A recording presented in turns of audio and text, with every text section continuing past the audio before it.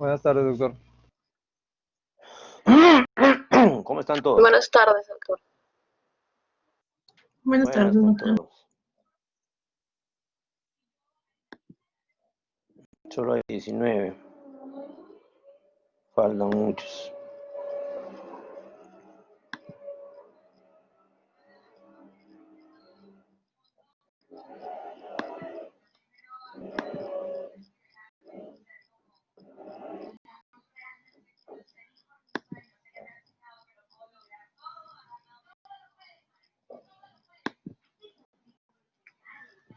Bien, cualquier cosa me avisan, ¿eh? Dejo el micro abierto para que me comuniquen cualquier cosa. O levantan la mano y conversamos, para que no haya tumulto.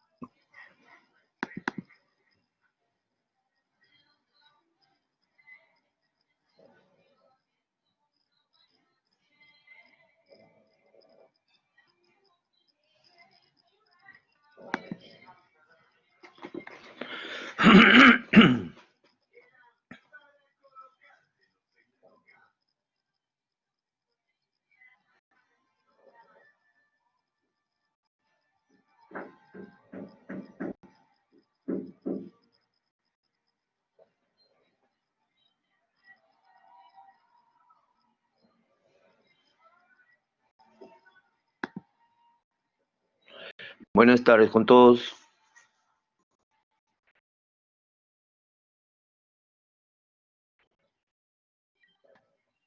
¿Me escuchan? Sí, doctor. Sí, doctor. Sí, doctor. Sí, doctor. Sí, doctor. Sí, doctor. Ok. Buenas tardes. Empezamos entonces. El día de hoy vamos a hacer la clase número 3, que son enfermedades neuroquirúrgicas en el niño. Esta es la clase que tenía que dictar el doctor José López, que por razones de fuerza mayor no está con nosotros. ¿Ya? Bien, la patología neuroquirúrgica en el niño es bastante abundante. Tiene muchas connotaciones, ¿no? La neurocirugía pediátrica se ha convertido en los últimos, bueno, en el Perú, ¿no? En los últimos 10 años más o menos, en una especialidad o subespecialidad de la neurocirugía. Se llama ahora neurocirugía pediátrica. Anteriormente, todos los neurocirujanos hacíamos neuropediatría o neurocirugía pediátrica con interés, sin interés o a veces llevados por las circunstancias. Tanto así que en las guardias nos llamaban por niñitos cada vez con más frecuencia, cada vez con más frecuencia. Entonces, como ustedes se habrán dado cuenta, la población pediátrica cada vez es mayor, y entonces necesitaba que los colegas vayan subespecializándose en la neurocirugía pediátrica. El tema es que no había en la residencia.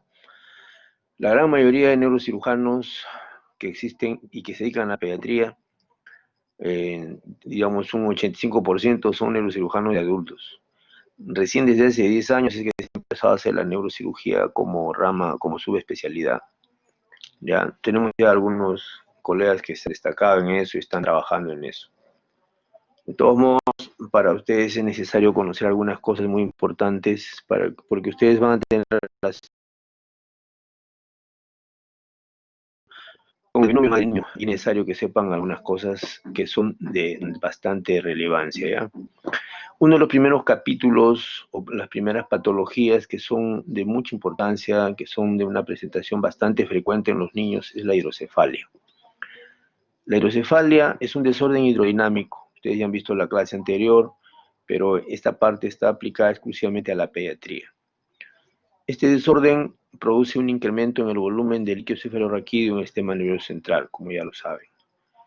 En los nacidos vivos, más o menos es 0 a 3 por 1000, o sea, no es infrecuente, es bastante frecuente. El líquido cefalorraquídeo, como ustedes ya lo conocen, se produce en los plexos coroideos de los ventrículos laterales y también se produce en el cuarto ventrículo, ¿no? Hay producción de líquido cefalorraquídeo.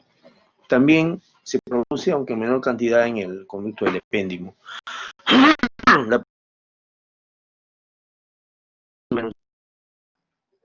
Al día entre 400 y 450. El líquido sale de los ventrículos laterales, fluye en forma dinámica, activa, avanza y tiene un camino muy particular. Pasa por los agujeros de Monro al tercer ventrículo, del tercer ventrículo sigue caminando, llega al acueducto de Silvio, del acueducto de Silvio llega al cuarto ventrículo. En el cuarto ventrículo el líquido cefalorraquídeo, en esa progresión dinámica que tiene, se encuentra con el foramen de Mayen en la línea media y en los recesos laterales los forámenes de Luschka, 2. Por esos 3 ingresa a la cisterna magna y de allí asciende por las vellosidades aracnoideas, los espacios subaracnoideos hacia la convexidad,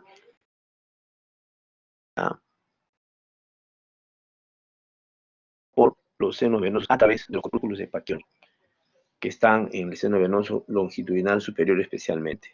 Entonces, esta absorción del líquido cefalorraquídeo trae como consecuencia un flujo dinámico, digamos, una actividad que es constante, activa.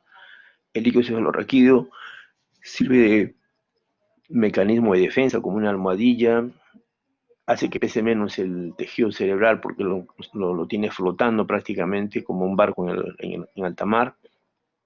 Aparte de eso lleva nutrientes, lleva defensas inmunológicas, etcétera, etcétera, etcétera. ¿Ya?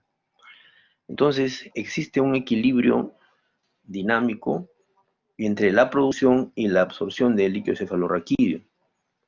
Entonces esa producción es constante. Puede haber problemas de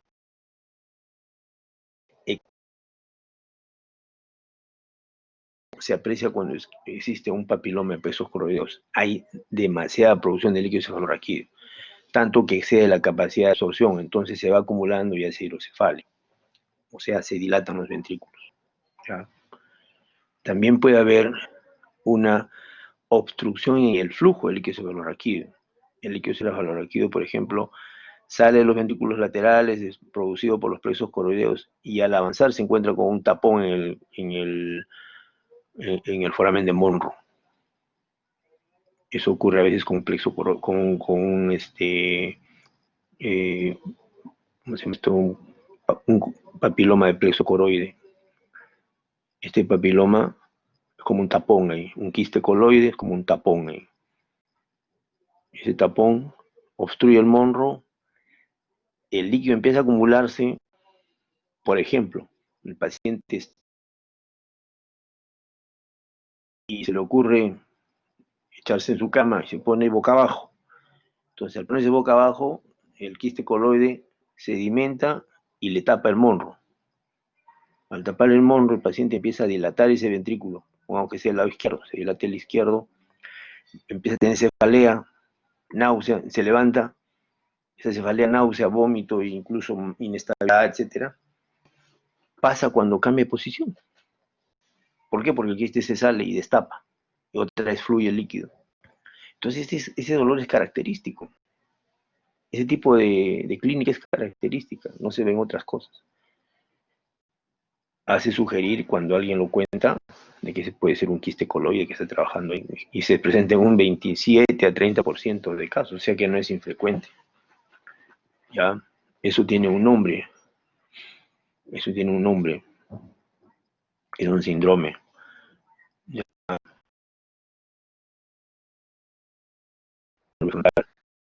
Que se describe, ¿ya? Después, el líquido cefalorraquídeo también puede ser obstruido en su camino, en el acueducto de Silvio. Por casualidad le crece un tumor en la pineal y ¡pac! Lo tapa, lo obstruye y no deja pasar. Entonces, ese tipo de obstrucción es una obstrucción dinámica de tipo mecánico, ¿ya? No comunicante, o sea, lo tapa y se dilata hacia arriba. También puede ser, que es muy frecuente, cada vez más frecuente, lo describen mucho más, que el mismo canal esté cerrado en forma parcial, o sea, tiene una estenosis, o esté cerrado totalmente, una atresia. Entonces se cierra, no fluye el LCR, el líquido está, el conducto de salida, que es el acueducto de Silvio, está cerrado. También un cisticerco, y ¡pac! Crece, crece y ¡pum! Lo tapa, lo dilata y lo tapa. Entonces, otra patología que también se describe, también provoca hidrocefalia. Y la tercera causa es que la reabsorción esté disminuida. O sea, no reabsorba. ¿Por qué razón no puede reabsorber? Después de una hemorragia, después de una hemorragia, en toda la, digamos, tipo subaranoidea, tapa los poros de absorción. Entonces, al no poder absorberse el líquido cefalorraquídeo, se acumula. Ese es un tipo de hidrocefalia llamado comunicante, porque no reabsorbe. O sea, no hay por dónde pase del espacio subaranoideo hacia los paquiones de las venas y fluya y se complete el círculo. No lo hay. Entonces, ese tipo de obstrucción se ve con frecuencia después de una hemorragia o trauma o espontánea, ¿no? Entonces, tenemos los tipos de fisiopatología, que llamemos así.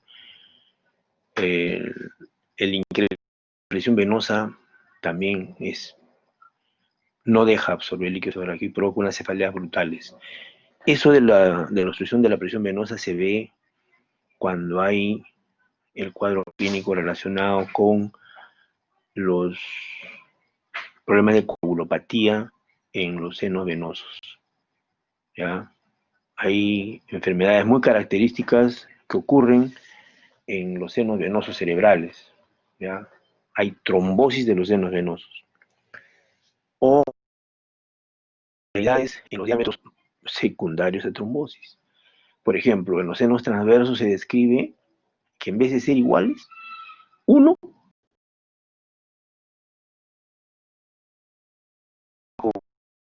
formado en forma artificial. Entonces incrementa la presión venosa. O por el contrario, hay una trombosis del seno longitudinal superior. En esos casos también hay unas cefaleas brutales. ¿Por qué? Porque el aumento de la presión venosa en esa zona por trombos no facilita que se reabsorba el líquido cefalorraquídeo. Y es un cuadro bien doloroso, bien patente, con vómitos, náuseas, obstrucciones. Estos casos de trombosis venosa profunda de los senos cerebrales, deben ustedes pensarlo siempre, que el paciente tenga hipertensión endocraniana, tiene hipertensión endocraniana, tiene clínica de hipertensión endocraniana y ha tenido relación muy cercana con estrógenos, con hormonas. Es bien frecuente esa asociación. Nosotros lo hemos visto con mucha frecuencia. El último caso que hemos tenido hace unos meses, 4 meses, más o menos 3 meses, y medio más o menos, un poco más, de una paciente que en un mes se tomó, en una semana, 4 veces la pastilla el día siguiente. 4 veces la pastilla el día siguiente, para no concebir. Y hizo la trombosis, una trombosis parcial del seno longitudinal, detectado en la resonancia. en la angioresonancia se veía clarísimo, cuadro muy severo. La mujer se rompía la cabeza de dolor. Es frecuente ver eso.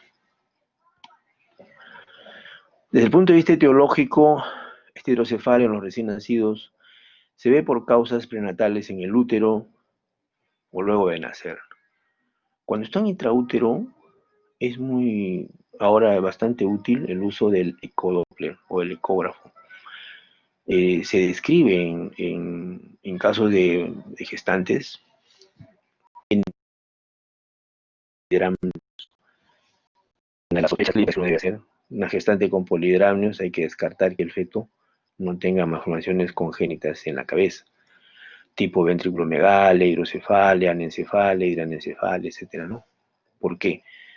Porque una de las causas de que haya polidramnios es que el feto no deglute el líquido el líquido amniótico. Al no deglutir el líquido se acumula. Entonces eso a uno le hace pensar que algo impide que el fetito no degluta. Entonces generalmente es una causa cerebral. Se le hace ecodoppler o ecografía y se encuentra, pues, ahí es hidrocefalia. Ha habido mucho entusiasmo hace unos 10 años más o menos en hacer trabajos de colocarle derivaciones ventrículo-peritoneales con endoscopía a estos fetitos intraútero. Habían habido 3 o 4 colegas que han hecho eso, incluso reportado cosas. Pero después se ha callado, no se ha hecho más. Pero sí se diagnostica y se ve con frecuencia, ¿ya? O sea, el uso del ecodoppler o del ecógrafo es muy positivo. Incluso sirve para seguimiento en los recién nacidos que han tenido hemorragia de la capa germinal, así se llama la capa germinal de las paredes ventriculares. Tienen hemorragias en esa zona, hacen hematomas intraventriculares del recién nacido. ¿Ya? Y estos hematomas intraventriculares del recién nacido tienen seguimiento porque hacen hidrocefalia con ecografía a través de la fontanela. Entonces se llama ecografía transfontanelar. Sirve para seguimiento, diagnóstico y también para ver pronóstico, ¿no? Otro tipo de alteración congénita que se asocia con cuando se encuentra un quiste del cuarto ventrículo con hipoplasia del vermis y del vermis cerebeloso y agenesia del Lutschki-Mayendi. Realmente es una cabeza muy particular donde hay una tremenda, ¿cómo se llama?, dilatación del cuarto ventrículo. De igual manera, se aprecia otro tipo de malformación, el Arnold-Chiari. El Arnold-Chiari 2 es una patología de este tipo prenatal, donde se aprecia que las amígdalas cerebelosas están descendidas en la región cervical, prácticamente llegan hasta C2. Las amígdalas, de estar por encima del foramen magno, bajan hasta C2, bajan las amígdalas. En esos casos se atribuyen a que existe una malformación también en el raquis, en la cual la médula está anclada al sacro, y entonces al estirarla lo baja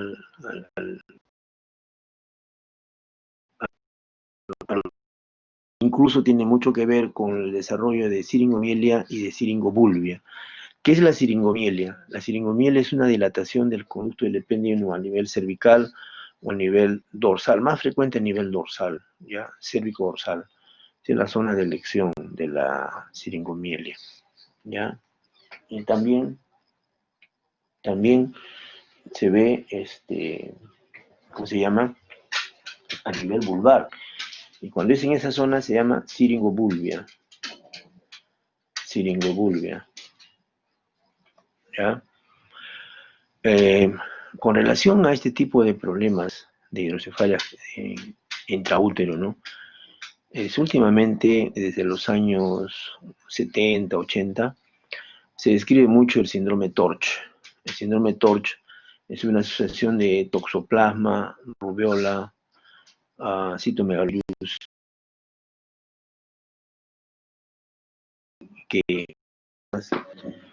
que traen incluso calcificaciones, hidrocefalia, etcétera, etcétera. Retardo mental en algunos casos, ya, en recién nacidos, ¿ya? Tanto que a algunas mujeres se les exige esa prueba del TORCH para tener seguridad cuando existen este tipo de problemas, ¿no? Para hacer el diagnóstico final.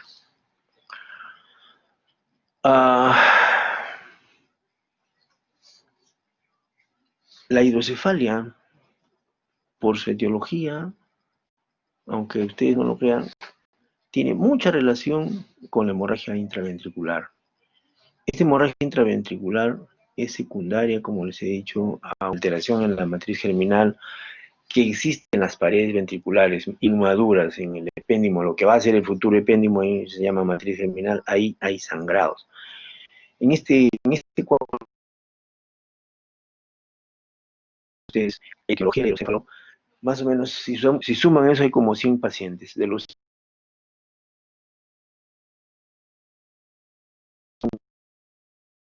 cuarto de etiología de hidrocefalia secundaria mielomeningocele. Mielomeningocele, que es otra patología que vamos a ver después. Este mielomeningocele y la hidrocefalia, entre los dos, prácticamente un 45%, o sea, engloban a todo. El 50% de estas causas es secundaria a hemorragia intraventricular o mielomeningocele asociado a hidrocefalia. O sea, es frecuente y hay que tenerlo en cuenta. Cuando nosotros estamos haciendo un estudio y encontramos hidrocefalia en un fetito, uno que recién ha nacido y está con hidrocefalia, hay que pensar en eso, pues, hemorragia intraventricular o meningocele, buscar, examinarlo. Otras causas asociadas, tumor cerebral, no es muy frecuente. Estenosis del acueducto, que hemos conversado hace unos minutos. O problemas infecciosos, de tipo de infecciones de líquido cefalorraquídeo, ¿ya? Es menos frecuente, ¿no? En el lado derecho les he puesto la casuística de un hospital de Estados Unidos, que creo que es Monte Sinaí, donde tienen este tipo de patologías. Casi un 50% hemorragia ventricular y mielomeningocele. Y la más frecuente, hemorragia intraventricular. ¿Ya? También existen pues otras causas como hipervitaminosis A, acondroplasia y las craniosynostosis, pero esos son ya cuando está más grandecito, ¿ya? Son causas postnatales. Causas postnatales, las otras ya cuando recién empieza. El cuadro clínico es florido, pero tienen ustedes que tener en cuenta lo siguiente. Esto si empieza antes del cierre de las suturas, 2 años menos o año menos, definitivamente si es antes del cierre de las suturas, va a crecer. Y el perímetro cefálico tiene tablas de crecimiento. Estas tablas de crecimiento tienen que tener, digamos, un seguimiento estricto por ustedes. Hay tablas especiales en todos los consultorios de atención primaria en Perú. Existen desde hace muchos años. Yo cuando era alumno como ustedes, en el año 76, que fue la primera vez una posta, ¿no? 75. En 1975 fue por primera vez una posta. Nos llevaron los profesores a atender una posta, hacer control de niños sanos.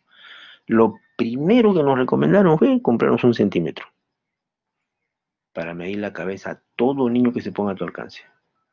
Todo niño tiene que medir la cabeza, porque es muy frecuente ese olvido.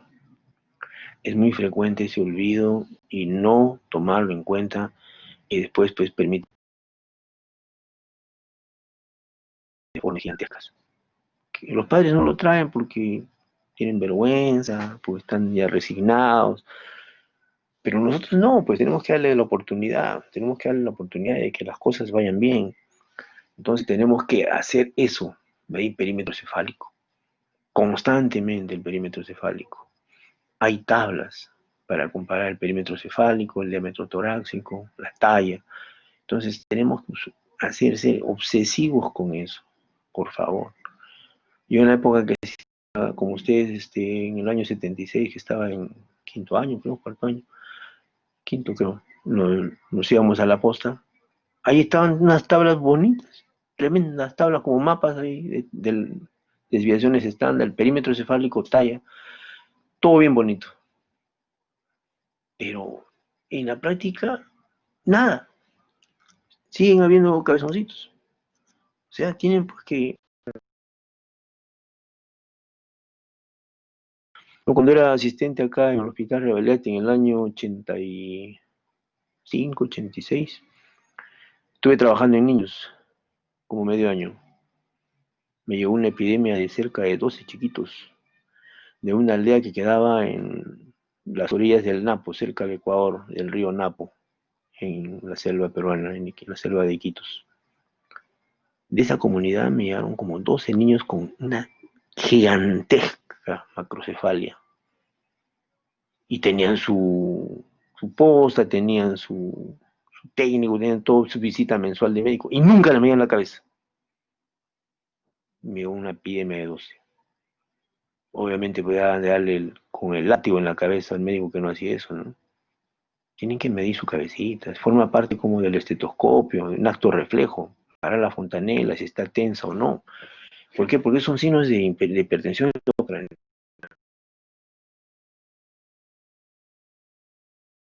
Si las suturas están separadas, si el cuero cabelludo está delgadito, se ven las venas. Ni qué decir, pues ya que tenga el signo de sol naciente, ya tiene parinón, no puede ver hacia el chiquito con los hacia abajo, ¿no? O el signo de McEwen, que el signo de McEwen es cuando golpeas la cabecita y suena como si fuera un martillo ahí. O exotrofia en los ojitos, ya están ojos protruidos, entonces ya es muy severo. Pero vean ustedes acá cómo, en cuanto a signos y síntomas, vean ustedes, el aumento del perímetro cefálico es casi el 81% como un síntoma. O sea, es el más conspicuo. 81% de todos los chiquitos que tienen hidrocefalia les crece la cabecita. Igual el bullying de la fontanela, o sea, la fontanela tensa, igual. Por encima 71 el perímetro. O sea, si no diagnostican eso, pues ya no me hagan dar cólera. Tienen que saberlo. O sea, y aumento de perímetro cefálico es clave para diagnosticar hidrocefalia en un niño. ¿Qué otros signos? Miren usted, retardo en el desarrollo, pérdida de la mirada conjugada hacia arriba, o sea, son naciente, disminución del nivel de conciencia, están todos deterioraditos, olviditos, parálisis del sexto nervio, hemiparesia, fiebre, rigidez nucal. El menos importante, rigidez nucal, ¿no? Los más importantes, perímetro cefálico y fontanela tensa. Son los hallazgos más frecuentes. Eso en cuanto a signos. En cuanto a síntomas, definitivamente irritable. El niño está irritable. Ya ustedes con eso lo sacan. El más chiquito llora de todo. Y algunos que tienen hipertensión endocrinal están pues con náuseas y vómitos. Y si es grandecito ya refiere que tiene cefalea o está letargado. O en algunos tienen un patrón de convulsiones. Ya pues mal desarrollo escolar, no son buenos alumnos, ¿no? Pero eso ya más grandecitos. En cuanto a las imágenes, ¿cuál es se usan los tres, unido, o sea, ecografía, tomografía y resonancia, pero ¿cuál es el más importante? Tomografía. O sea, con tomografía ustedes sacan al toque si tiene o no hidrocefalia, no se olviden nunca. Ultrasonido, resonancia, tomografía. ¿Cuál es el mejor? Tomografía para diagnosticar en estos casos de niñitos que tienen hidrocefalia. ¿Ya? Cuando son mayorcitos de 2 años, y no hay fontanela, no hay aumento de perímetro cefálico, entonces ya hay signos de hipertensión endocraniana. Ahí tienen ustedes que ser muy astutos, ya tienen que buscar cefalea, náusea, vómitos, edema de papila, y bueno, vienen aletargados con compromiso de conciencia. Pero el más importante es el edema de papila. Ustedes lo mandan a la papila. Siempre pensarlo y siempre mandarlo. No lo duden nunca. Repetimos, en cuanto al diagnóstico, tomografía, resonancia y ecodoppler o ecografía cerebral transfontanelar. En cuanto al tratamiento médico, generalmente lo que hacemos en esta parte es controlar, pero cuando hay hidrocefalia, ni modo, eso tenemos que hacer lo imposible por cuadrar la cosa y si se puede y hay condiciones, ponerle su DBP, su válvula, para resolver el problema. Pero en algunos casos, cuando está lo que le llaman arrestada, o sea, está estabilizada, se ayudan con acetosolamida o con mannitol cuando está con hipertensión no ucraniana, pero en general, tratamiento médico en hidrocefalia hipertensiva no camina mucho, ¿ya? Es un paliativo nada más. El tratamiento quirúrgico puede estar enfocado así. Derivación ventrículo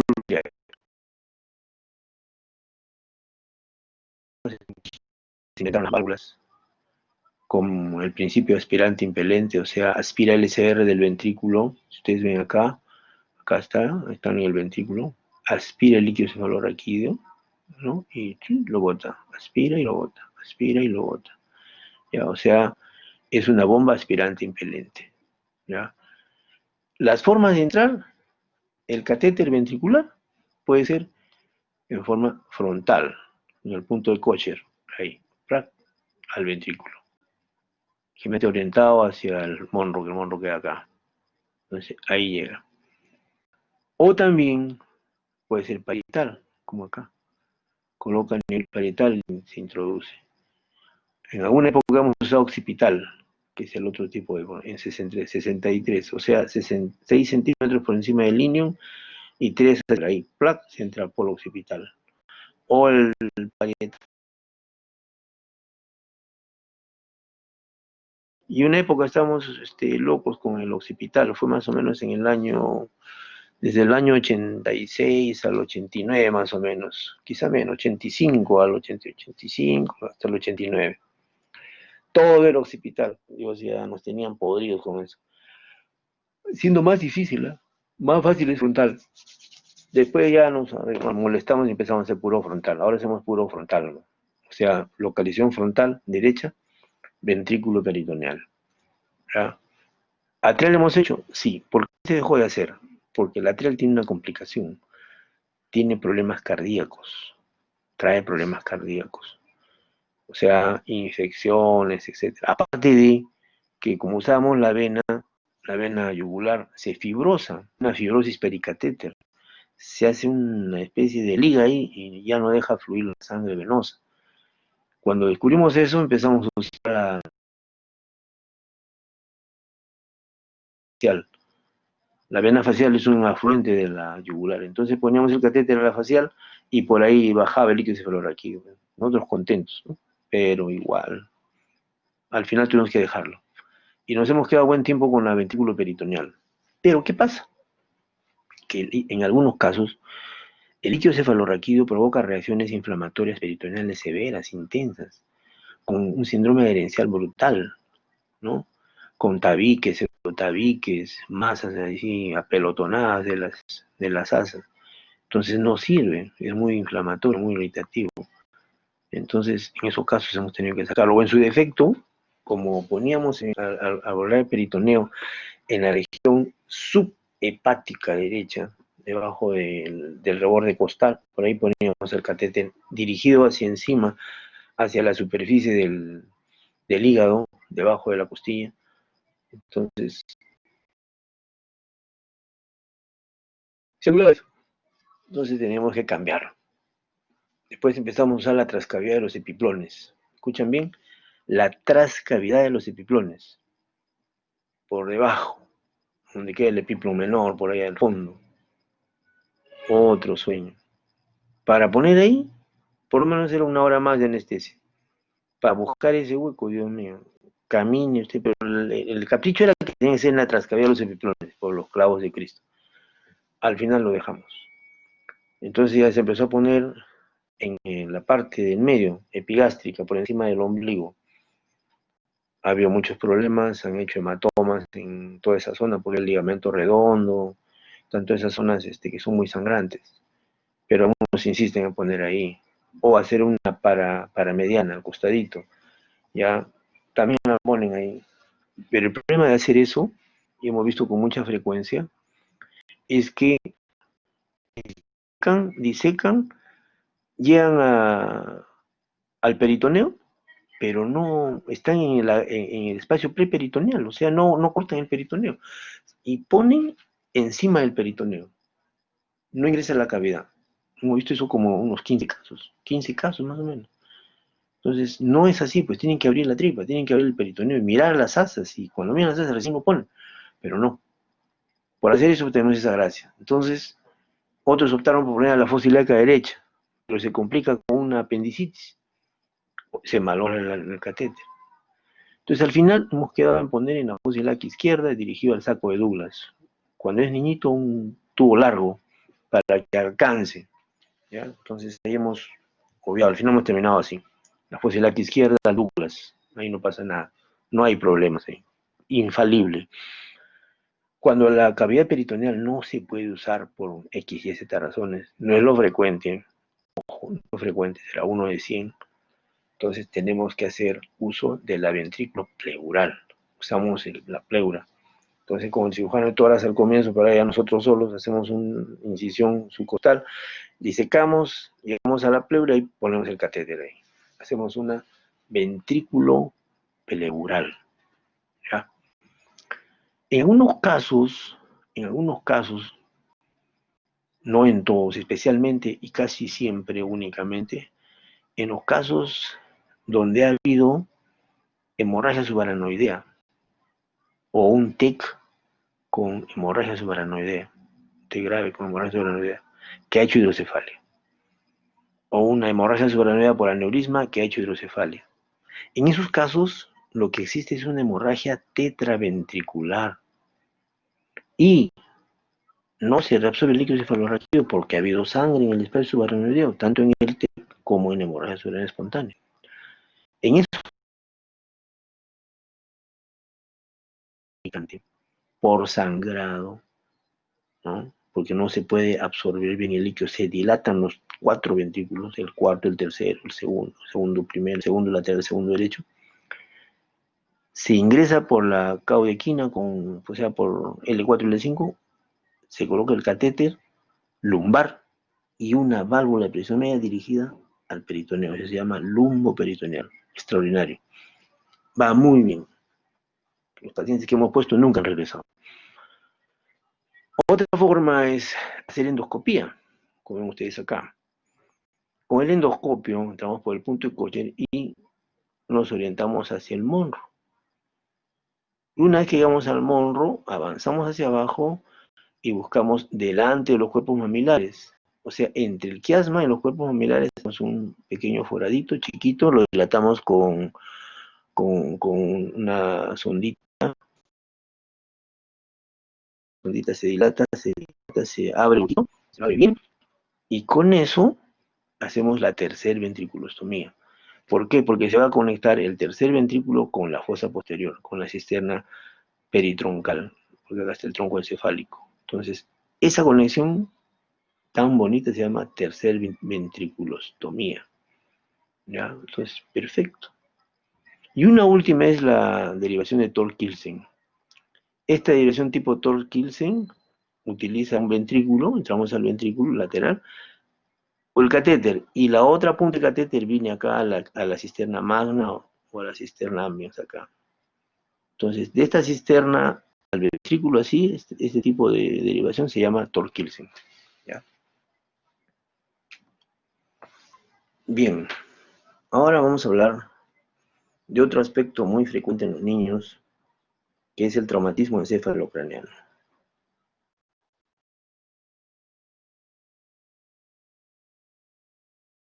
Son muy susceptibles pues al trauma, pero la mayoría son leves y no requieren tratamiento. Pero a pesar de que no ser la mayoría leves, son un problema potencial, pues, porque los niños se pueden deteriorar y fallecen, ¿no? Entonces, que se muere una criatura por una mala atención en el traumatismo, olvídense. Si lo hacen eso en el pueblo donde van a estar de serumistas, vayan despidiéndose, nunca más regresan, no los aceptan nunca más en el pueblo, o sea, tienen que tener un acucioso cuidado, y no solo eso, sino que métanse en su cabecita, no intenten resolver el mundo en su pueblito, cuando estén allí, Las cosas complicadas, derívenlas, aprendan a derivarlas. Si el lago está en 12, 13, sáquenlo de ahí, que el pueblo pague y contrate una camioneta y ustedes van en la camioneta llevando al paciente, lo dejan en Pueblo Grande y se regresan. Lo van a aplaudir, los van a aplaudir. Háganlo, no se van a arrepentir. Hemos visto muchos casos de gente que no quería hacer eso y al final salió pagando pato. ¿Ya? Bien, el traumatismo cerebrovascular en los niños tiene una incidencia de 12 por 100.000, más o menos, 12.000 por 100.000 habitantes, que es bastante, bastante. Más o menos 203 son hospitalizados, porque una cosa es el traumatismo generalmente leve, y de ellos el que se hospitaliza es el que tira para grave y para muy grave, ¿ya? Pero la cantidad de niños que es hospitalizado por TEC es grande. Lo más frecuente son caídas. Después de caídas vienen accidentes de bicicleta. Los accidentes automovilísticos ocupan la tercera causa. El traumatismo es más frecuente y más grave en el sexo masculino. Eso es innegable, porque es más travieso el niño. Bien, en cuanto a la evaluación, siempre hay que hacer pues, respiración, circulación, evaluación neurológica y exposición, o sea, mirar todas las cosas, ¿no? Hay que ver la columna cervical, la cual consideramos que está lesionada hasta no probar lo contrario. Ver los mecanismos de lesión, ver si ha habido pérdida de conocimiento, de conciencia, amnesia. En general, aplicar todos los conocimientos de traumatismo, pero en el niño es un poco más traidor, porque generalmente tenemos que buscar si hay vómitos, cefalea, convulsiones, esos son graves. Si hay vómitos, cefalea, convulsiones, su tomografía inmediata, ni lo piensen. Inmediatamente hay que ver el estado de conciencia, que es lo más importante. ¿Ya? Hay que usar la escala de Glasgow, ver la función motora, ver la función sensitiva, la función cerebelosa, los signos focales, son cosas que hay que verlas detenidamente. ¿Ya? Desde el punto de vista ya clínico, eso se llama concusión. En este tipo de lesión llamado concusión, el paciente sufre pérdida de conciencia reversible, pasajera, sin lesión anatómica. Hay amnesia postraumática, hay contusión cerebral y amnesia postraumática en la concusión. Pero no existe un sustrato, no hay. En cambio, en la contusión sí hay una lesión anatómica. Puede tener todo lo anterior más una lesión anatómica. Entonces, la diferenciación entre concusión y contusión está en que la concusión no tiene lesión anatómica y la contusión con T sí tiene lesión anatómica. En cuanto a los vómitos, son bien frecuentes, se presentan con mucha frecuencia. El traumatismo generalmente se acompaña de vómitos. De todas maneras, hay que estar atentos, no hay que confiarse, ¿ya? El dolor de cabeza también es frecuente, forma parte del síndrome postraumático, ¿ya? Otro problema es la epilepsia. La epilepsia postraumática también es frecuente. Cuando el trauma es tipo contusión, generalmente termina en epilepsia, ¿ya? A veces cuando es a los minutos, horas del TEC, más o menos tiene relación con la gravedad del TEC, significa que hay una contusión más o menos severa. En algunos casos hay que hacer inmediatamente tomografía para buscar hematoma epidural o subdural, ¿ya? Entonces, si hay una lesión severa craneal, hundimiento de la calota craneal en el niño, entonces ni modo, hay que buscarlo, hay que ver si hay o no. Después hay edema cerebral y generalmente se asocia a convulsiones, etcétera. Entonces, tenemos que estar atentos pues con los niños. Hay un tipo de traumatismo craneano que se llama TEC con hundimiento craneal en bola de ping-pong. O sea,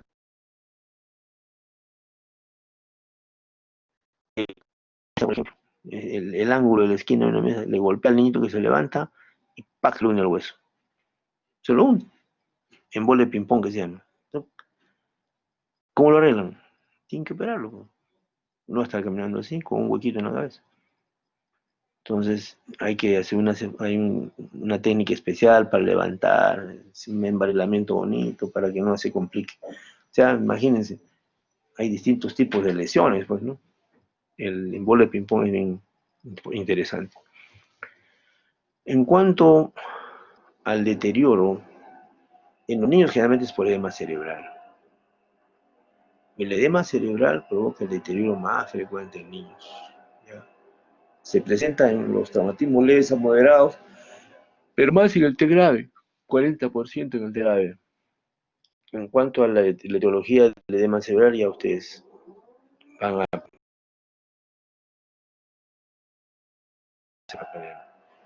Lo hemos visto en parte en la clase primera, cuando es un edema vasogénico por extravasación de plasma y en algunos casos citotóxico, o sea, cuando mueren las células por efecto del mismo traumatismo. ¿Ya? El diagnóstico más importante para un traumatizado, cómo se llega al diagnóstico en él, qué se encuentra, lo mejor es una tomografía, es lo más práctico. Resonancia no tanto, pero sí tomografía. ¿Ya? ¿En cuántas fracturas ven ustedes acá? Lineales, generalmente son lineales. Pero cuando hay una fractura lineal que cruza un seno venoso, hay que tener cuidado. Generalmente lo muerde al seno, lo rompe, lo rasga al seno, y está estable ahí. Usted abre eso y ¡pum! Viene una hemorragia a los diablos. Esas hemorragias de línea que pasan de lado a lado, ya esas son bravas. He visto casos, ¿verdad? Porque aparentemente esa zona está en un equilibrio, pero mírame, no me toques. No te vamos a arreglar ahí, eso, ¡brum! Se viene la hemorragia. Y el líquido, la sangre que sale de un seno es color vino oscuro, vino tinto, diferente a la sangre roja pues, de una herida, ¿no? Entonces, cuando sangra un seno hay que tener miedo, sinceramente. Otro tipo de fracturas son las diastasis de fracturas, una fractura muy usual en los niños, igual que la fractura deprimida en bola de ping-pong, ¿ya? Pero hay que repararla, pues, ¿no? Hay que arreglar esa bola de ping-pong, generalmente es de tipo cosmético, cuando es a nivel frontal. También existen fracturas de la base de cráneo, tanto del piso anterior como del piso medio y de la fosa posterior, ¿ya?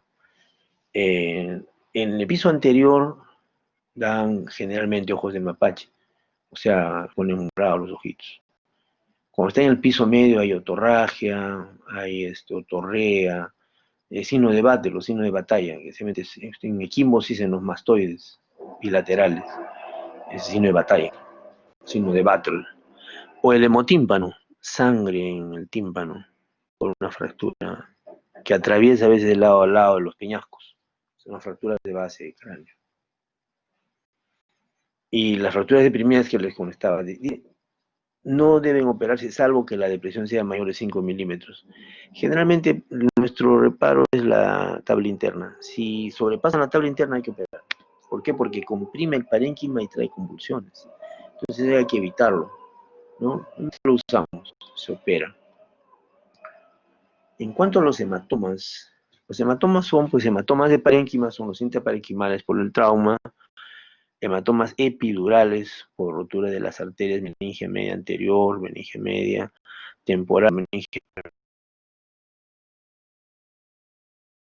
Los hematomas epidurales y los hematomas subdurales. El hematoma intracraneano ocurre en la misma zona del traumatismo. El trauma es tan intenso que rompe y lacera vasos corticales y provoca hematomas. El hematoma de este tipo adquiere importancia cuando tiene un volumen mayor a 30 mililitros. En realidad, en general, cualquier masa mayor a 30 mililitros de presentación aguda o subaguda descompensa al cerebro, no le permite adaptarse. Entonces, 30 mililitros o 30 centímetros cúbicos es el punto de quiebre. Pasado eso hay que operarlo al paciente, ¿ya? 30 mililitros. En los niños, más es la clínica y los signos de hipertensión endocrinal tomográficos, más que el volumen. ¿Ya? El hematoma epidural es raro en niños. Venoso y va disminuyendo lentamente, pero se presenta. ¿Ya? Provocan hernia, compromiso de conciencia, etcétera. ¿Cómo lo diagnosticamos? Con tomografía. Con tomografía. Y el tratamiento es básicamente quirúrgico. En cuanto al hematoma subdural, el hematoma subdural es un hematoma muy particular. El hematoma subdural empieza mal desde el inicio. El enfermo está en coma. ¿Ya? Ese enfermo por hematoma subdural se debe generalmente el agudo a la ruptura de venas corticales y tiene compromiso de conciencia y lesión cerebral. Y hernia transcendental porque se hincha el cerebro. Ahora, cuando es subagudo, se presenta de 3 a 10 días, generalmente no es tan intenso. Y cuando pasa más tiempo es el crónico, después de los 10 días. El hematoma subdural crónico generalmente agua con color luminoso, licuefacto. Y cuando es subagudo está con coágulos, se deshacen más o menos. En cambio el agudo tiene lesión cerebral, coágulos frescos, duros, pues, ¿no? El diagnóstico es de contacto por resonancia. Los hematomas subdurales generalmente son de necesidad quirúrgica, hay que operarlos. No hay ninguna discusión en ese sentido, porque son casos que van mal. Ya los chicos están en el subdural con compromiso, el subdural agudo, con compromiso de conciencia de entrada. Esa es una de las diferencias más importantes, aparte de la imagen tomográfica, ¿no? Del lente biconvexo, el lente bicóncavo que se ve, ¿no? El lente biconvexo es en epidural, bicóncavo en el subdural. Más importante es el estado de conciencia. Si alguien viene con un TEC y comatoso, probablemente sea subdural. En cambio, el epidural viene conversando. El epidural viene contándole, doctor, me acabo de caer, me golpeaba así, tengo esto, usted le cae, entonces van a la tomografía, espera un sentadito. Pasa una hora, media hora, y está en coma. Ese es un epidural. ¿Cuál es la diferencia? Ese epidural es de sangre arterial y el otro es sangre venosa. El epidural generalmente, paulatinamente, va creciendo, el otro se presenta en un solo porrazo, por la intensidad del trauma. El intracerebral es bien engañoso. A veces se presenta como pequeños coagulitos que van coalesciendo y al final se hace una masa en áreas de contusión. Y son bien peligrosos cuando son en el área frontal y temporal, porque al crecer comprimen el tronco encefálico. ¿Ya? Generalmente es por golpe y contragolpe, generalmente por la intensidad del trauma. Pero el hematoma intracraneano, cuando es intenso, se presenta de entrada como un que paulatinamente va apareciendo. Eso tiene que usar anticonvulsivantes. Realmente este tipo de traumatismo hay que irlo evolucionando. Se le hace, digamos, un tratamiento de acuerdo a la evolución clínica, ¿ya? De acuerdo al rasgo y a los signos de hipertensión endocraniana, ¿no? Y se puede controlar, pero la gran mayoría no se puede controlar. Al final terminan en cirugía para evacuar esa masa de contusión. Bien. ¿Alguna pregunta?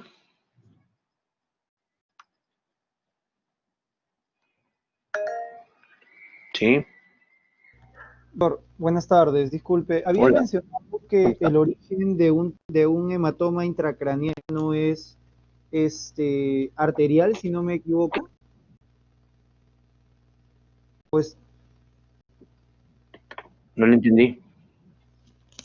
que No le entendí, discúlpeme. quería saber que había mencionado que la diferencia entre el hematoma intracraniano y el subdural está en No, que, el epidural, el subdural y el intracerebral, no intracraneal. perdón, Los el tres son epidural intracraneales. es arterial. ¿Qué arterias? Meninge media, meninge frontal, meninge temporoccipital, temporoparieto. Son tres ramas de la meninge media. Hay meninge media frontal, se rompe, le da un hematoma subepidural frontal. El más frecuente es por la rotura de la meninge media temporal. Hay hematoma epidural temporal brutal, es el más frecuente. Y también hay un perito occipital, una rama que se va hacia atrás, se rompe también de hematoma epidural. Entonces, el hematoma epidural es por sangre arterial. El subdural es por contusiones de... Disculpe, doctor, se le medio entrecorta de vez en cuando, por eso no le logro escuchar. Ah, no, no, no. A ver ahora, el subdural es por ruptura de venas, y es cortical. El subdural tiene una imagen en lente cóncavo, ¿verdad? Porque es por sangre venosa. Generalmente está acompañado a contusión. El subdural, el agudo, subdural agudo, y está ahí en el coágulos negruzcos pegados a la corteza. El epidural es de sangre arterial, que es diferente. El subdural, generalmente como es corteza, contusión, laceración de venas, el subdural, el paciente está comatoso desde el primer momento. En el epidural, no. En el epidural, como es de sangre arterial, el paciente se recupera, pero a medida que va creciendo la arteria, el enfermo está como usted, en 30 minutos a una hora se hunde, pierde puntos en el Glasgow. Entonces, si alguien tiene esa evolución, lo más probable es que tenga un hematoma epidural. ¿Ya? Entonces son tres tipos, hasta cuatro, digamos. Uno, hematoma epidural. Otro, hematoma subdural. Otro, hematoma intracerebral, que generalmente es una contusión que van coalesciendo, a veces hay ruptura del mismo parénquima, hacen una hemorragia intracerebral. Y el último es el hematoma intraventricular, que a veces se rompen estructuras arteriales o venosas dentro del ventrículo por el trauma y provocan hemorragia intraventricular. Son los cuatro lugares que debe uno saber: intraventricular, intraparenquimal, subdural, epidural. ¿De acuerdo? Sí, doctor, sí, más que todo mi duda era porque en su diapositiva de hematoma epidural ¿Cuál? había, en la diapositiva de hematoma epidural hay dos slides, uno que dice A ver, en vamos a ver. niños el Epidural, cosa origen anterior. ajá, A ver, ¿dónde? en Ruptura niños el arterial. venoso. No, no, en niños, en algunos niños. En niños mayores es ruptura arterial. ¿Por qué es menos frecuente? Porque su huesito, su tablita es más flexible. Entonces, en algunos niños el origen es venoso. ¿Por qué? Porque sangra del diploe, no es frecuente eso. En niños mayores sí es ruptura arterial, con compromiso de conciencia. Entonces, este es el que más vemos con frecuencia porque ya le explicaba la gran cantidad de trauma en los niños. ¿Ya? Entonces, son conceptos que hay que tener en claro. En niños muy menores, por la misma consistencia de la tablita, es del diploe, eso es sangre venosa. Se va formando lentamente. Pero el epidural, claro, es de ruptura arterial. Duro, ¿de acuerdo? Ok, Y muchas gracias, doctor. el subdural básicamente es por ruptura de venas,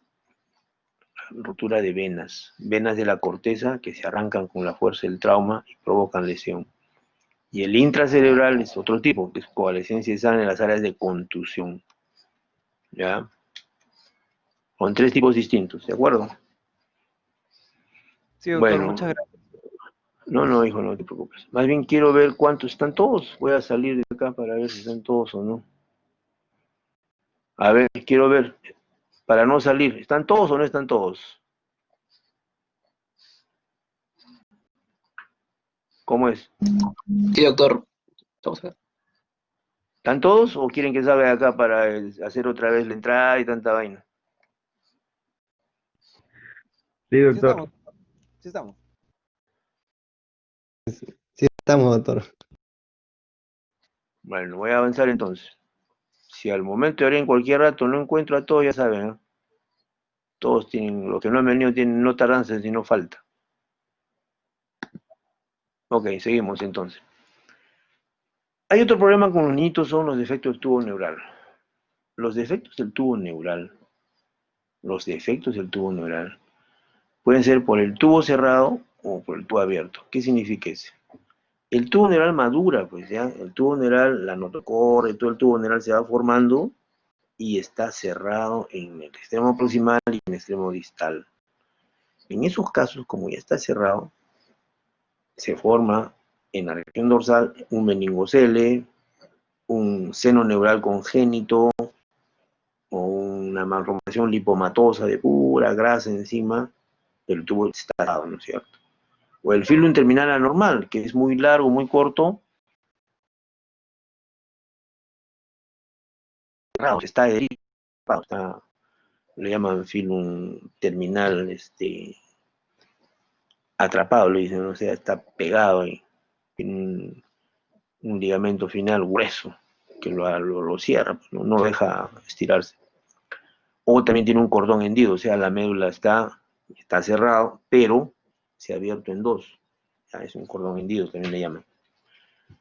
O puede ser también el tubo neural abierto, o sea, no ha madurado totalmente, no ha cerrado totalmente, y entonces ocurre lo que se llama mielosquisis, que es la apertura de la misma médula hacia afuera. El mielomeningocele, que a veces se ve con mucha frecuencia, uno ve la médula abierta con las raíces, con todo, y encima la gelatina que forma la cubierta del meningocele, o la mitad nada más, que se llama el hemimielo-meningocele.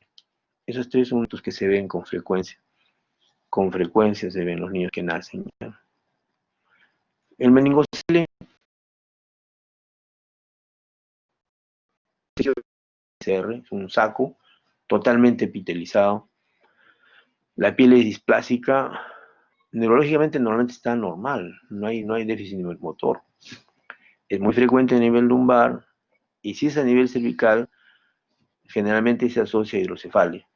El diagnóstico se hace con resonancia. Entonces, ojo, en el meningocele no hay tejido nervioso, solamente es un saco, ¿ya? La función es normal, no hay ningún déficit motor. Es frecuente en la región lumbar. Y ojo, cuando el meningocele es cervical, generalmente es hidrocefalia, ¿ya? Diagnóstico fino, etiológico, se hace con resonancia. Tratamiento es quirúrgico, hay que sacar eso totalmente. Otra lesión de este tipo de tubo cerrado es el seno dermal congénito. Es frecuente, aunque no les parezca, es frecuente.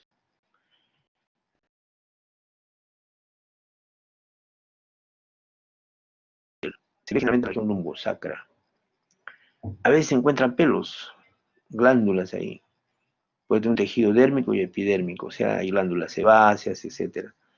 Este dermoide se asocia, se adhiere a estructuras neurales. Hay infección, inflamación, etc. Rara vez maligniza. Es una forma de presencia muy frecuente. A veces en esa zona, los pacientes que tienen esto tienen pelos y grasa, ¿no? Y generalmente está infectadito, ¿no? Los senos dermales congénitos, ¿no? Se asocian a infecciones en esa zona. Tienen efecto de masa, tienen coloración oscura, a veces están hiperpigmentados, hay pelos, por eso hay hipertricosis, hay grasa, lipomas de tipo subcutáneo.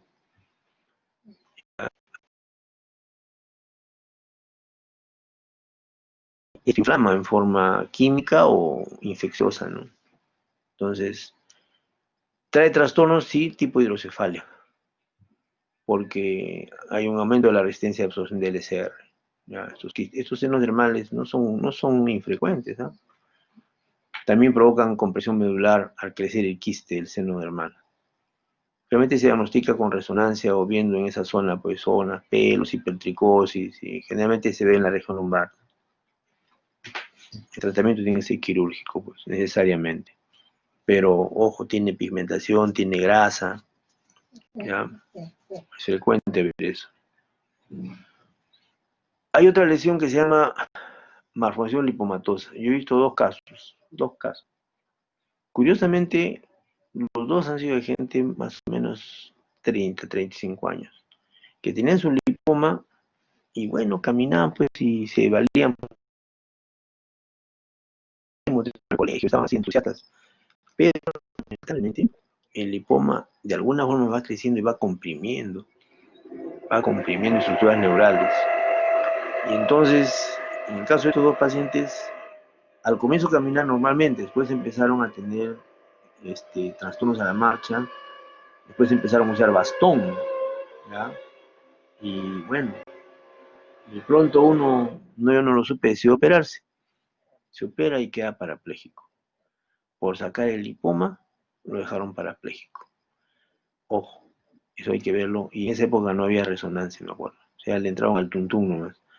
Hay que hacer una resonancia para ver la extensión de la lesión. En el caso de este joven, por ejemplo, por tratar de sacar la mayor cantidad de lipoma, porque tenía un lipoma grande en esa zona, le robaron la médula, ¿no?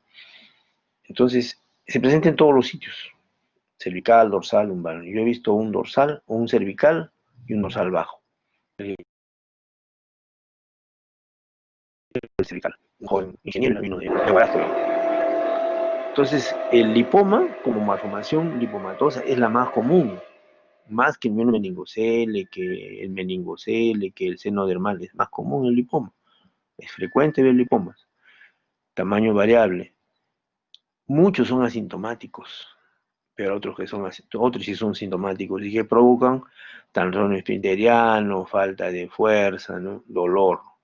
Entonces hay que evaluar con resonancia, ver si es pertinente o no sacar el lipoma. Muchos optan por no hacer nada, pero algunos que son, pues, digamos, quiromaníacos, y entonces al final el paciente sale parapléjico. Y tampoco, pues así no es la cosa, ¿no? Otra patología con el tubo cerrado, como les explicaba, es el filum terminal, o sea, la parte final de la médula. Hay un filum ahí, en la última partecita. En algunos casos es grueso y corto. Entonces no hay involución del filum, es como lo está tirando a la médula, la jala tanto que hasta cierto punto provoca isquemias en el camino y hace puntos de siringomiela. Esa es la teoría que hay, ¿no? Hay bastante tejido adiposo. Los síntomas generalmente se presentan cuando el paciente empieza a crecer, en la adolescencia y en los adultos. O sea, cuando crece, el filum terminal duro jala la médula que está creciendo. Entonces, en esos casos viene la clínica. Ahí viene la clínica.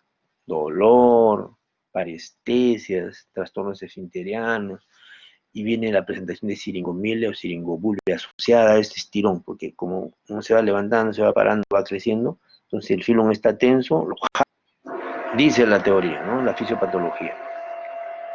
Este es un cuadro muy similar a la lipomatosis, pero, ojo, se asocia a siringomiela. El diagnóstico también es por resonancia, un diagnóstico fino, porque generalmente se diagnosticaban antes, pero con tomografía no se puede, hay mucho artefacto.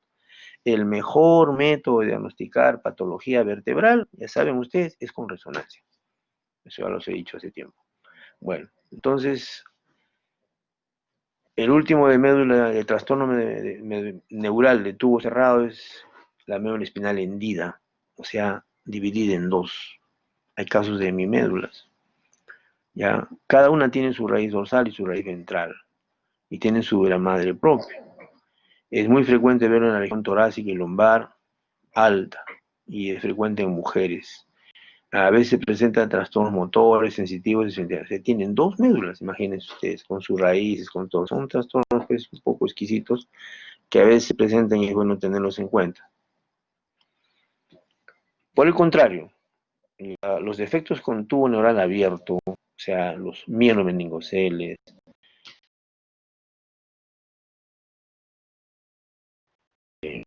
son malformaciones frecuentes en niños. Se ve con mucha frecuencia. Miren ustedes, es más común, la causa más común de paraplegia en los niños, el mielomeningocele. Ya, es la causa más frecuente de paraplegia. Los niños nacen parapléjicos, nacen con ese defecto y parapléjicos, estiraditos, incluso con ya reflejos de flexión. Tienen los piececitos con tendencia al pie bot, o sea, como pie equino, que llaman, caído hacia abajo, como las de los animalitos. La etiología es compleja, ¿no? Factores ambientales, factores maternos, la dieta baja en ácido fólico, en fin, ¿no? Son factores, incluso hablan de aspectos teratogénicos, ¿no? Pero de los que se describen, por ejemplo, yo he visto niños, los niños, no exactamente niños, sino que en su infancia, cuando nacieron en los años 60, sus papás, sus mamás tomaron talidomida. Años 60, ojo, ustedes no saben nada de eso, se lo voy a explicar. ¿Qué es la talidomida? La talidomida es un fármaco que se sintetizó en esos años 60 como un antiemético, ¿ya? Y lo recomendaron inmediatamente para las gestantes que estaban con vómitos de la gestación. Y lo promovieron por todo el mundo, así como ahora a todo el mundo le hacen tomar atorvastatina para la grasa, ¿no? Dicen, toma atorvastatina, la atorvastatina es lo máximo, ¿cómo se va a curar usted? Ya, eso le va a controlar la grasa en el colesterol y tanta vaina. No le dan eso. En esa época, y oh sorpresa, empezaron a aparecer niños sin brazo, sin antebrazo, sin extremidades. Esto se llamaba focomelia, un montón de problemas. Yo he tenido un caso, personalmente lo he tratado, de una señora que ya tendrá pues sus 60 años, por ahí, poco más, que solo tenía el brazo hasta el codo. Y en el codo, a la altura del codo, habían como 5 muñoncitos que eran sus deditos, chiquititos, sus deditos. No tenía antebrazo ni mano, son muñoncitos de deditos ahí. Ahí terminaba. Otros no tenían las dos extremidades superiores y tenían 4 deditos en donde empieza el hombro, ahí, 4 deditos. Así son así. Entonces la talidomida trajo todo ese daño a nivel mundial. Obviamente el laboratorio tuvo que cargar con todos los vivos y muertos. Y se lo cuento porque mi paciente me contó toda esa tragedia. Ella venía de Huánuco, y no sé cómo llegó hasta Huánuco la talidomida y lo logró. Pero ella se enteró de que en Italia hay un hospital exclusivamente, el hospital diseñado para todos esos niños que han nacido con trastornos de este tipo, incluso amelia, o sea, falta de mano, focomelia, estos problemas de amelia, pues, ¿no? O sea, sin extremidades. Hay unos que han nacido sin las extremidades, otros son obviamente las superiores, otros las inferiores cortadas, en dos, toda una tragedia, niñitos, todo un tema, para hablar todo un par de días si quiere, problemas por la talidomida. Los congresos en ese hospital reciben a los chicos y les dan fisioterapia.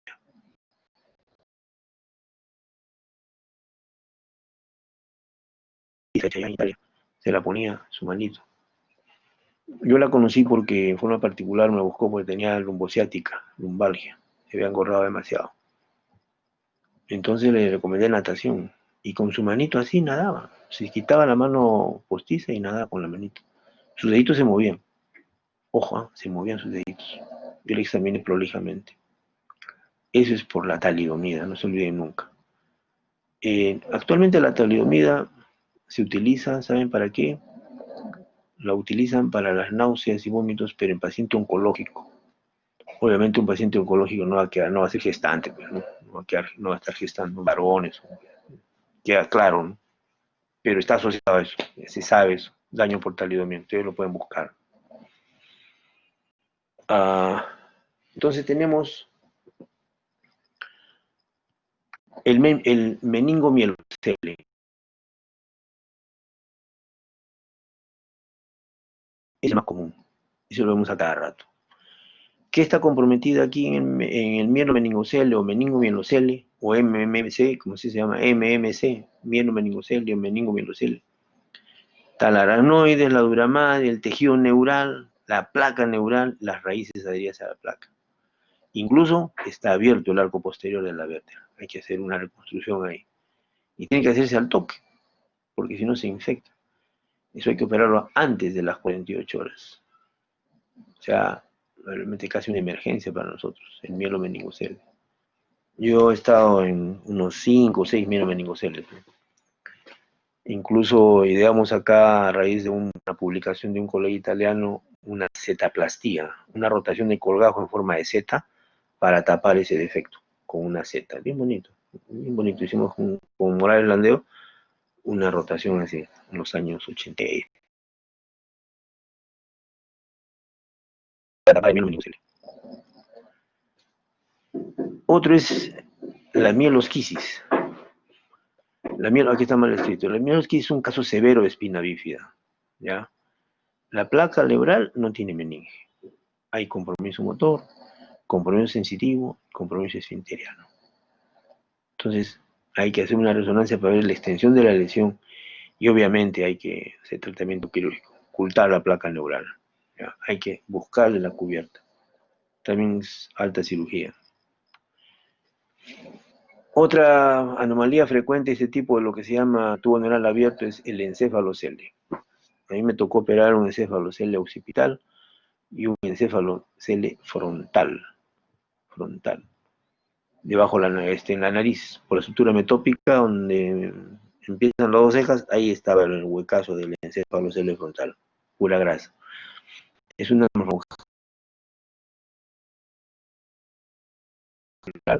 defecto de cráneo que salía en la región occipital cuando operamos este encéfalocele, había tejido cerebral que había migrado y se había metido ahí. Entonces, ya tenemos así. La diferencia es la siguiente. Si la lesión solamente tiene LCR, es un meningocele.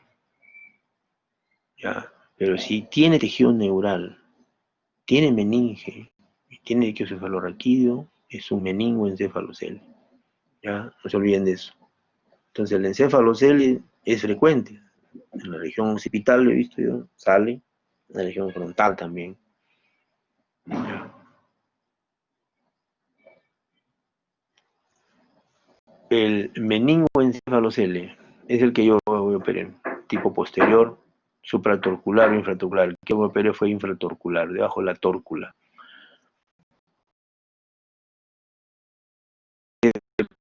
Cerebral, grasa y LCR. Del tamaño de grandazo, parecía más o menos el tamaño de una palta, así grande, el chiquito con su cabeza chiquitita. ¿Ves? El tamaño y el grado microcefalia, que tiene cabeza chiquita. El tema es que después que uno cierra eso, se provoca hidrocefalia. ¿Ya? Generalmente tienen retardo mental. Son patologías pues un poco duras, ¿no?, para el paciente. Pero hay que tratarlos porque se infectan, ¿no? Todo un drama. ¿No? Cuando es anterior fue frontal, yo tuve un caso frontal, sincicial y basal. Generalmente hay grasa, yo encontré grasa. Puede ser normalmente, neurológicamente, ocasionan retardo mental, convulsiones o hidrocefalia. Sí, hay que hacer un tratamiento de tipo cosmético, sacar eso porque es como un globo ahí en su frentecita. Entonces es un cefalocele anterior, ¿ya? El anterior puede ser frontal y el posterior es supratorcular o infratorcular. Otra patología del mismo cráneo es la craneosinostosis. ¿Qué es craneosinostosis? Cierre prematuro de las suturas craneanas. Puede ser parcial, una sola lateral o pancicraneosinostosis. Todas las suturas se cierran antes de el tiempo adecuado, ¿no es cierto? Se presenta en 1 cada 2.500 nacidos vivos. En la época que hemos estado en pediatría, yo habré operado pues unas 15 casos de craneosinostosis. Bicoronal hemos hecho, interparietal también, después de atrás del occipuxio también hemos tenido algunos, y parietales también. Realmente hay bastante craneosinostosis, bastante. Y hay que enfrentarlos, pues, ¿no? Hay que operarlos.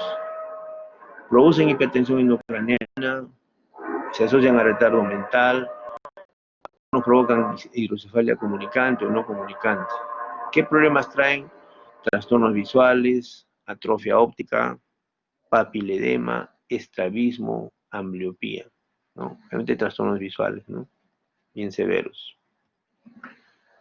De acuerdo al tipo, puede ser primarias, de una sutura simple o de múltiples suturas. O sea, primarias, ¿no?, del tipo simple. ¿Cuáles son?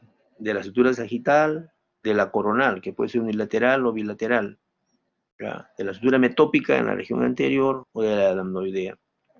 Es clásico que sea de una sola sutura, que sea simple nada más, solo simple, y que no tenga relación con ningún síndrome, porque hay enfermedades descritas que se llaman síndromes, ¿ya? Asociados a cráneosinusoides.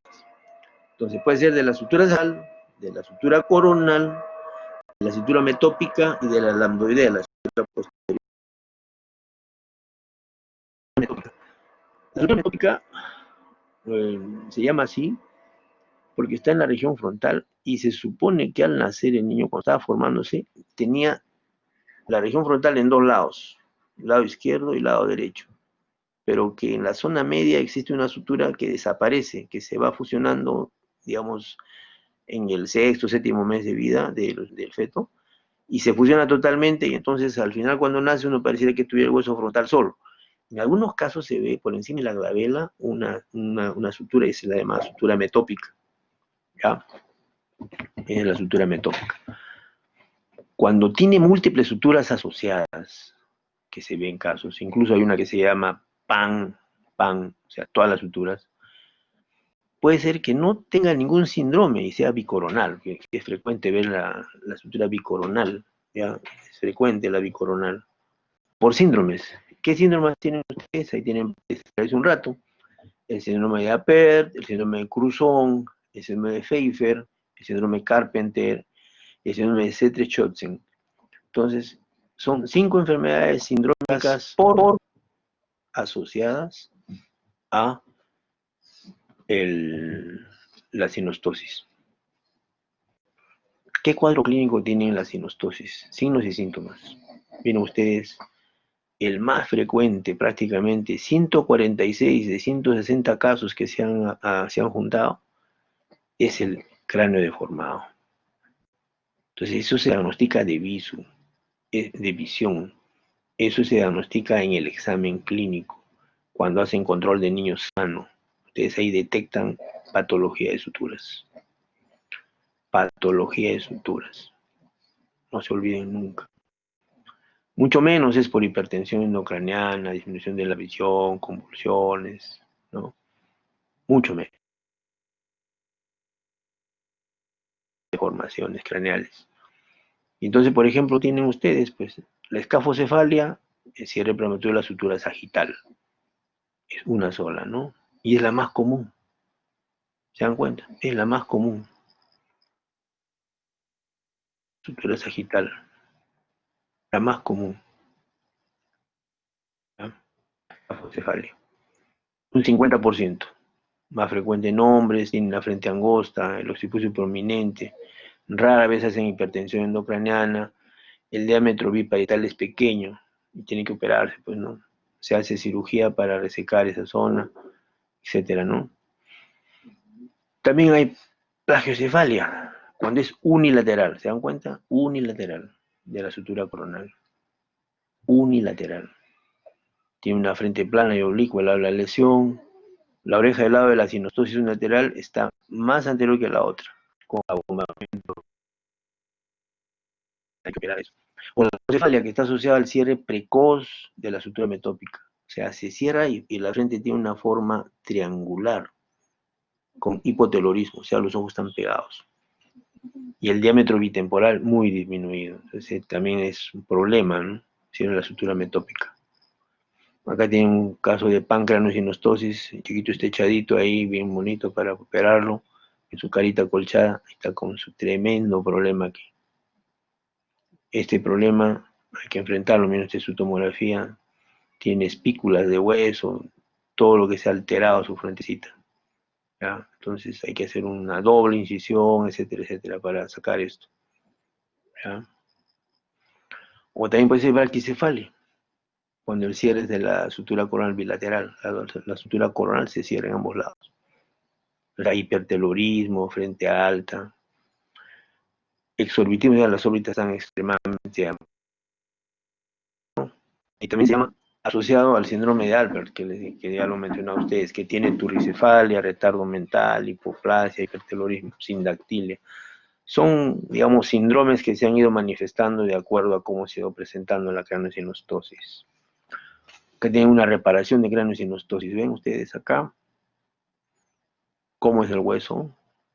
Tiene bastante zonas delgadas y gruesas y hay que laminarlo y prepararlo bonito para operar a este chiquito que tiene su alteración unilateral. ¿Se dan cuenta?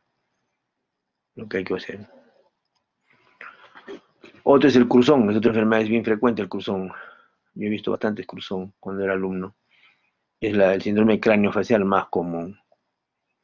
Es una deformidad facial con hipoplasia maxilar, compromiso a la base cráneo. Es característico, parece un barquito, con esos termos, cruzón.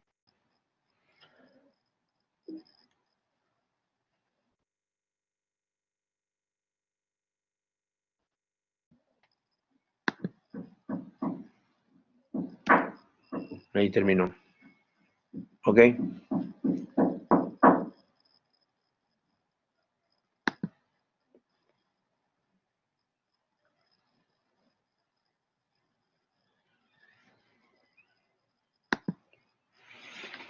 A ver, 26. ¿Cuántos son? ¿Son 28 ustedes? No me han pasado la lista. Andrea, ¿quién no son 25, faltan 3. ¿Quién no ha venido, Andrea? Doctora Daniela. Daniela, ¿está? Está teniendo problemas con su red, doctor. Parece como si se hubiera desconectado. Ya, pero hay 20. ¿Quiénes no han venido? Hay 2 que no han venido.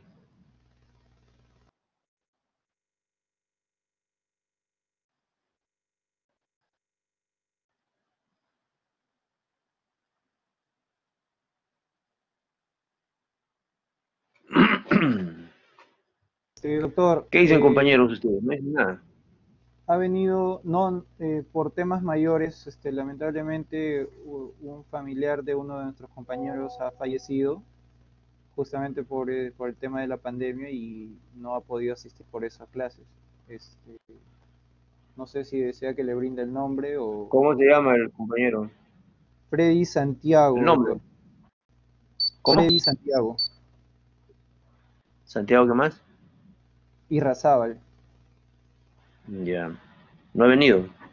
¿Es No, el único? Porque parece que son 2. él, como le digo, es el único que sé por temas de No, ¿y el familiares. otro quién es? Porque son 2 que no han venido. No, no sabría decir.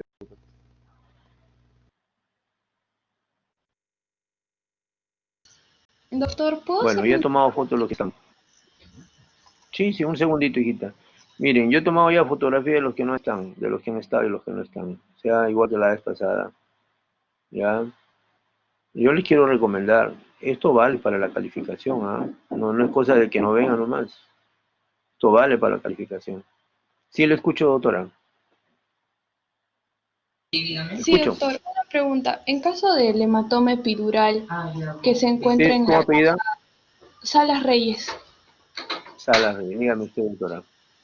en caso del hematoma epidural que se encuentre en la fosa posterior, la Ya. indicación quirúrgica también sería cuando es mayor a 30 centímetros cúbicos o cuando No, es no, no, menos. no, no, no, de ninguna manera.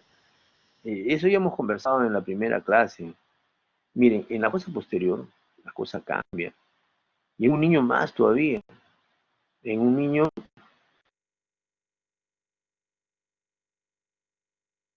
generalmente, cuando uno ve sangre en fosa posterior, no será pues más de 2 centímetros, 3 centímetros, tienen que entrar a operar, tienen que ver. O sea, la tomografía es vital.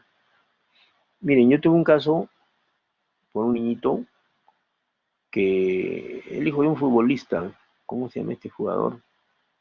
Hay un jugador que su segundo apellido es Cruzado, que jugaba en Cienciano. A ver, los jóvenes peloteros de repente se acuerdan, que tuvo la suerte de que en la primera en Cienciano jugaba él y su hijo, jugaban él y su hijo.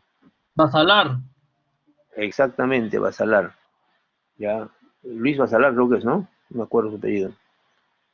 Bueno, Basalar Cruzado, su hijito, está Juan en Carlos Basalar. Dominica, Juan Carlos Basalar, exactamente. Juan Carlos estaba, bueno, estaba en Cusco, pero su señora fue con sus hijitos a Minca. Y él, ninguno de los hijitos tendría 4 años, puso a agarrarse de los garrotes ahí de entrada, de los tubos que hay ahí para, como pasamanos, así pues, ¿no? Hacer sus ejercicios, se resbala y ¡pah! Se golpea la cabeza. Se golpea la cabeza. Entonces lo llevan como un coco, toda la región occipital, la fosa posterior, como dice la doctora. Entonces lo trajeron a la clínica, ¿cómo se llama? La que en la avenida La Marina. Ay, Dios, me estoy olvidando ya. San La Gabriel. clínica, ¿qué? San Gabriel. La trajeron a la San Gabriel. Yo trabajaba en la San Gabriel. La traen a la San Gabriel y bueno, lo recibe un médico general afuera en la puerta, le toma una placa y lo da de alta. Y a la medianoche me llaman porque mi chiquito había hasta empezado a vomitar y lo trajeron otra vez a la clínica. Entonces fui a la clínica, vi la placa, tenía fractura. O sea, no habían visto la fractura. Mire, doctora, solo había fractura. Le hago la tomografía y había pues un hematomita, pues de cuánto, le digo. Sería, creo que un milímetro, no, medio centímetro, quizás máximo 1 centímetro de grosor en la fosa posterior. Era epidural, que se vio formando poco a poco, probablemente del diplo de Viagra, pero era epidural. El chiquito ya estaba ya casi comatoso. Entramos a sala sobre el pucho. Le hicimos craneostomía en ese lugarcito, limpiamos la sangre. Tum, tum, tum, tum. Al día siguiente el chiquito estaba conversando. O sea, en fosa posterior tiene que ser reflejo instantáneo. ¿Por qué? Porque la fosa es pequeñita. Y más si es niñito, peor todavía. ¿Ah? Y tuve la suerte de haber operado al hijo de Basalar. Ya hace unos 10 años más o menos, quizá más, 12 años por ahí, chiquito. Ya, fue muy bien. Entonces, en fosa posterior hay que tener mucho cuidado. Incluso no hay que esperar que tenga volumen, porque la fosa posterior es paralítica, perezosa, avisa rápido, pero uno tiene segundos para reaccionar, como el caso de nosotros. Apenas vimos la fractura, fuimos al chiquito, inmediatamente tomografía, sala. Lo abrimos y lo limpiamos. Tenía un hematomita ahí, fibra pequeño, pero larguito. Y ya le daba clínica, porque estaba vomitando y estaba semicomatoso. ¿Mm? No es este juego. ¿La doctora? Ok, gracias, doctor. Daniela, ¿cómo estás? ¿Cuántos han faltado, Daniela? Sí, Jimmy, que te escucho. ¿Qué pasa, Jimmy? Doctor, una última pregunta. Con respecto a la craneosinostosis, había mencionado dos formas más comunes. Una de ellas era la escafocefalia y la otra era el síndrome de Cruzón. Eh, ¿Se tiene que ver de dos maneras distintas? Una solamente por el cierre de la sutura genital y el otro por un Claro, caso asociado a sindrómico, o ambos son de misma prevalencia. no, no. Mira, el caso de síndrome, tú ves pues todos los síntomas que ves. Entonces ya no es ya escafocefalia pura. La escafocefalia es unilateral. No te das cuenta de la presentación. ¿Viste? ¿Has visto? Yo les he mandado la presentación de en PowerPoint. En uno de los, en una diapositiva les he puesto bien claro. Cuando es múltiple, es asociado a un complejo, un síndrome. Y no solamente es la sinostosis, son otras cosas más, deformidad de los ojos, etcétera, etcétera. Ese es síndrome. En cambio, la otra es pura, es unilateral pura. Esa es la diferencia. ¿Ya? Y de entre las dos, la más frecuente es el escafo. Mucho más frecuente. Gracias, doctor. Frecuencia del otro, pues. ¿Ya? ¿Algo más? ¿Alguna pregunta más? Zabaleta, te escucho, hijo, dime. Doctor, disculpe, buenas tardes. Eh, Encantado. Al plan de 4 de la tarde se me fue la señal y no sé si ese momento tomó el screen de la lista. Estaba escuchando la clase. Tuve un problema con la señal, doctor. Bueno, ojalá sea cierto, hijo. La duda a favor del reo. Pero, por favor, tienen que asistir. Si no, están fregados. ¿Ya? Vale, doctor, Tienen que gracias. asistir. ¿Alguien más? Ok, nos vemos mañana. Mañana hacemos la clase de patología vascular cerebral.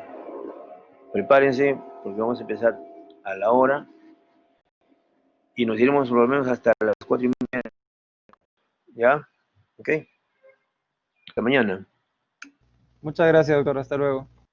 A Gracias, ustedes, doctor. hasta mañana. Ok, doctor, gracias.